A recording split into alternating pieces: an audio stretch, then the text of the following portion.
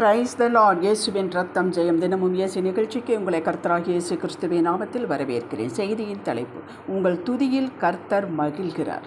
ஆதார வசனம் யோவேல் 2:26-27. உங்கள் தேவனாகிய கர்த்தருடைய நாமத்தை துதிப்பீர்கள். நான் இஸ்ரவேலின் நடுவில் இருக்கிறவர் என்றும், நானே உங்கள் தேவனாகிய கர்த்தர், வேறு ஒருவர் இல்லை என்றும் அறிந்து கொள்வீர்கள். தேவனை துதிக்கும் சேனையே, நாம் தேவனை அறிந்து கொண்டால் தான் துதிக்க முடியும்.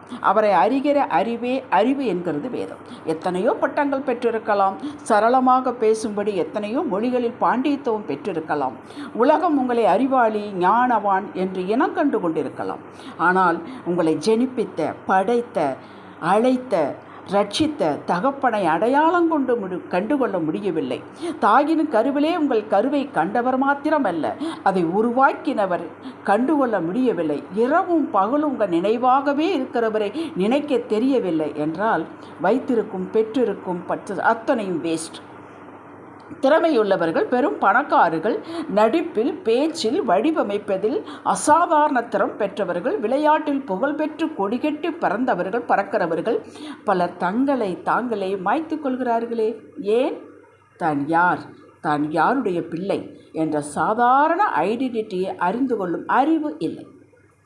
அவர் நம்மை ஏற்படுத்திய நோக்கமே அவரது நாமத்தை நாம் துதிப்போம் என்பதற்காகவே.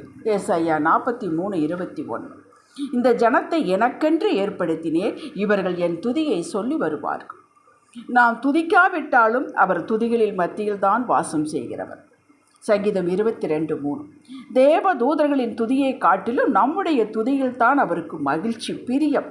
நாம் உணர்ந்து மகிழ்ந்து அனுபவித்து துதிப்போம்.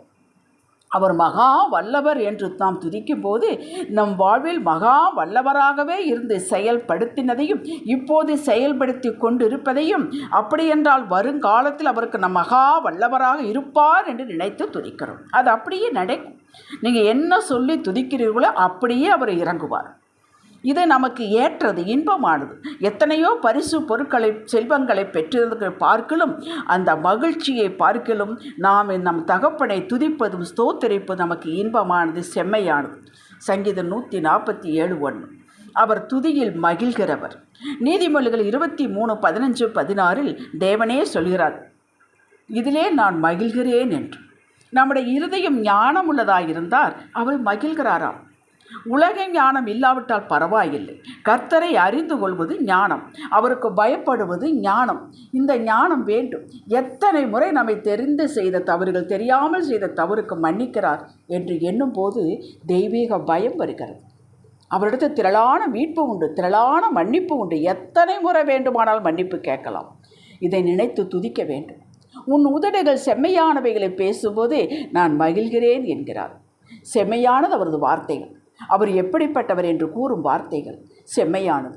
அவரது வாக்குத்தத்தங்கள் செம்மையானது. இதை எடுத்து சொல்லி நன்றி செலுத்தி துதிக்கும் போது மகிழ்கிறாராம். இதனால் நமக்கு லாபம் என்ன?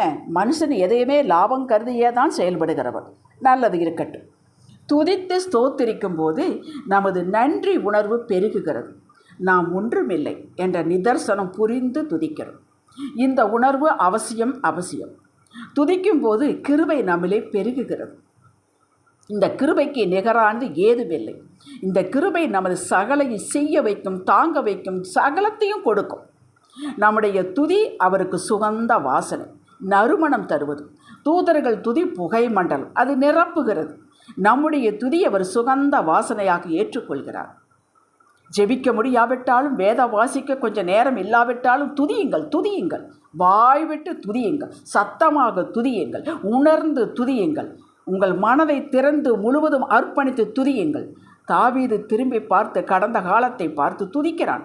சங்கீதம் 107:4-8 வரை நடத்தின பாதை. முதலாவது நம்ம ரட்சித்தாரே, இதற்கு இணை ஏதும் உண்டா? நினைத்து துதியுங்கள். 2வது பாதை காட்டினாரே, காட்டிய பாதைக்காக, அமைத்து கொடுத்த பாதைக்காக துதியுங்கள். அவர் மட்டும் பாதை காட்டி பாதுகாப்பு தந்து நடத்திராவிட்டால் பிசாசு எப்போவோ நம்மை கொல்ல கொண்டு போயிருப்பான். 3வது ஃபியூச்சர். சங்கீதம் 107:4. நாளை நடப்பது நாம் அறியோம். The end is not found, not seen, not understand, not visible. ஆகிலும் நமக்கு ஒரு நம்பிக்கை உண்டு. முற்று முடிய ரட்சிப்பார், கரை சேர்ப்பார், என்னோடு இருக்கிறார், அவர் மௌனமாய் இருப்பது இல்லை, வேடிக்கை பார்ப்பதில்லை என்ற நம்பிக்கை நமக்கு உண்டு. இந்த நம்பிக்கையை சொல்லி துதியுங்கள். அவர் நம்பிக்கையின் நாயகன். நீங்கள் எந்த இடத்தில் இருந்து துதித்தாலும் அந்த இடத்தில் தேவ பிரசன்னம் உங்களை சூழ்ந்து கொள்ளும். பிசாசின் வாடையே கிட்ட வராது. சோர்வு கலன்று போகும். சரீரம் திடன் பெறும். 2 நாளாகும் 20ஆம் அதிகாரத்தை வாசியுங்கள். யோசபாத்தின் வெற்றியை படியுங்கள். இவன் துதி சேனையை நிறுவி துதித்தான். எதிரிகள் அவர்களுக்குள்ளேயே வெட்டுண்டு மடிந்தார்கள். எத்தனை அவனுடைய தடைகளோ அத்தனையும் காணாமற் போய்விடும். தமது வல்லமையின் புயத்தை காட்டி உங்கள் எல்லைகள் எங்கும் சமாதானம் கொடுத்து மேலும் மேலும் துதிக்க வைப்பார். துதிக்கும் உங்களுக்கு முன்னால் எந்த எதிரிக்கு நிற்க முடியாது, பேச முடியாது. எந்த பலவீனம் உங்களை தாக்கி கீழே தள்ள முடியாது.